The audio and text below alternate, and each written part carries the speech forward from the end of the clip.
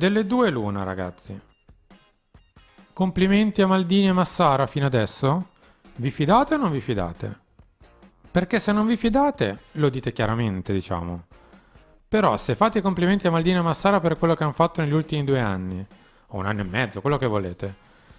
dateli il tempo di operare. Poi se il 31 di agosto, a mercato finito, quando sarà, reputate che la rosa del Milan non sia adeguata alla Champions League, al campionato, potete muovere un appunto, ma non al 16 di luglio. No. Con calma, ragazzi, con un'estrema calma. A proposito di mercato, ci trasferiamo in collegamento con Daniele Longo di calciomercato.com. Dani, ben ritrovato, ciao. Ben ritrovati a voi e a tutti i vostri radioascoltatori.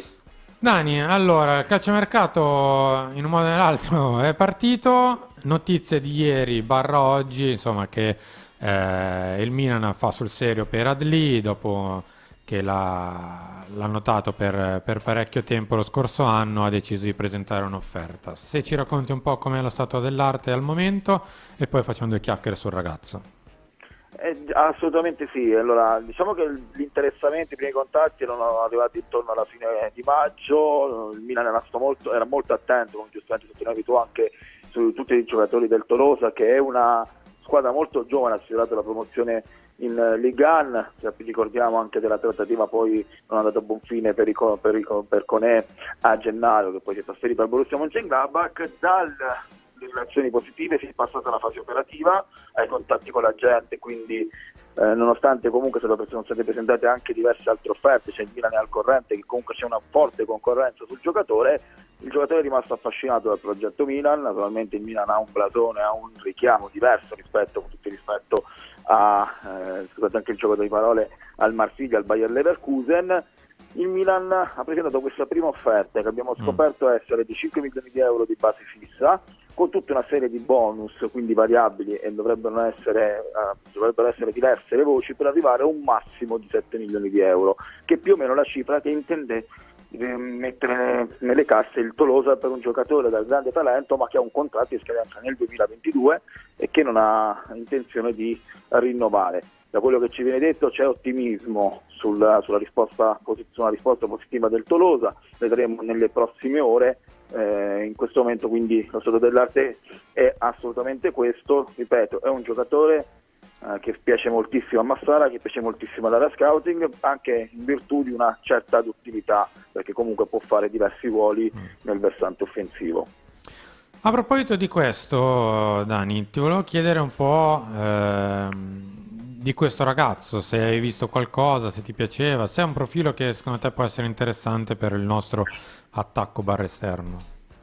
È un giocatore che sicuramente ha delle qualità, soprattutto in progressione, in campo aperto, devastante quando può partire in contropiede, buonissima tecnica di base, chiaramente da formare sia fisicamente che tatticamente, un po' un ibrido perché può giocare, gli piace svariare intorno alla prima punta, quindi partire da esterno, anche da seconda punta, da trequartista, va inserito, va inquadrato chiaramente in un contesto totalmente diverso rispetto a quello che è il calcio francese, soprattutto la Ligue 2, che comunque è un po' meno attento dal punto di vista tattico, ma ci viene descritto come un profilo. Naturalmente io non l'ho seguito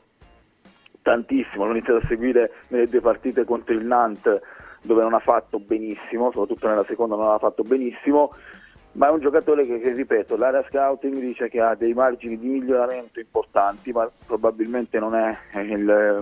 arriverà subito per fare il titolare, quindi io non mi aspetto anche qualche altro movimento. So che i tifosi del Milan sono in fermento, ma bisogna anche capire un po' troppo. un po' troppo in fermento dall'ufficialità di Tomori, che comunque effettivamente anche noi la stiamo aspettando da diverso tempo, però sappiamo che nessun'altra società, a parte l'Atletico Madrid, ha fatto degli acquisti, quindi è proprio una situazione generale di difficoltà sia dal punto di vista economico, quindi con le società che devono far quadrare i conti, con il bilancio che va chiuso entro il 30 giugno, ma soprattutto anche con un europeo, perché c'è da considerare anche questa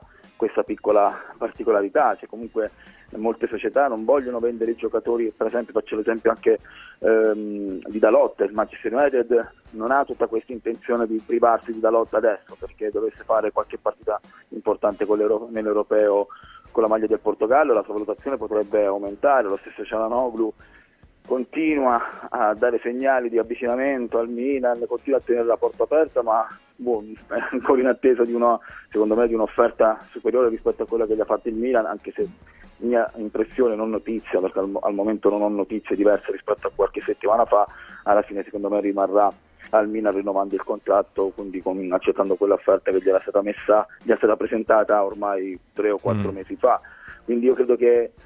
sia giusto,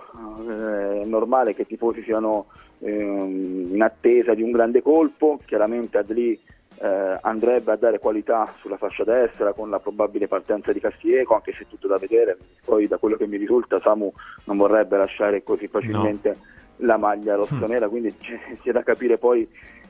se riuscirà veramente ad andare via, perché poi il Milan adesso ha delle situazioni secondo me difficili, non tanto per il mercato in entrata, dove le idee sono tante, dove le opzioni sono tante. Io credo che alla fine almeno un grande colpo verrà fatto, oltre ai riscatti di Tomori, che ricordiamo impegna il Milan per una cifra vicina ai 28 milioni di euro, quindi un investimento sicuramente importante e meritato e di prospettiva, ma è comunque un segnale chiaro che si vogliono fare le cose per bene. Però sicuramente dovrebbe arrivare qualcun altro, perché Adli probabilmente non è un giocatore pronto per farti fare quel salto di qualità in quella fascia destra, che fosse stato un po', non dico l'anello debole, ma comunque sicuramente il reparto dove c'è meno qualità rispetto a sinistra, o comunque anche nella linea mediana del campo in attacco. Potrebbe essere un'estate francese, Dani, dopo Maignan, Adli, insomma il terzo nome è Giroud. Iniziamo a parlare veramente francese, infatti sarà una squadra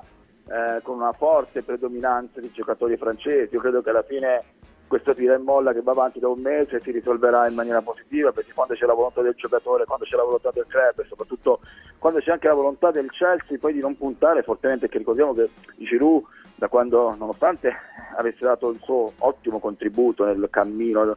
trionfale del Chelsea in Champions League, perché molti si ricordano le ultime partite, ma Giroud era l'uomo dei 4 gol a Siviglia, l'uomo del gol decisivo contro l'Atletico Madrid in una sfida fondamentale, dove il Chelsea era tutt'altro che favorito, però ha perso spazio, c'è un mondiale, c'è un'età che avanza, quindi non è più giovanissimo per fare delle valutazioni anche a lunga gittata, aspettare il suo turno. Sa che al Milan avrebbe grandi possibilità, forse l'ultimo treno della sua carriera, perché le altre offerte che gli erano arrivate, anche voi l'avete raccontato, da parte di club inglesi, della MLS, non sono sicuramente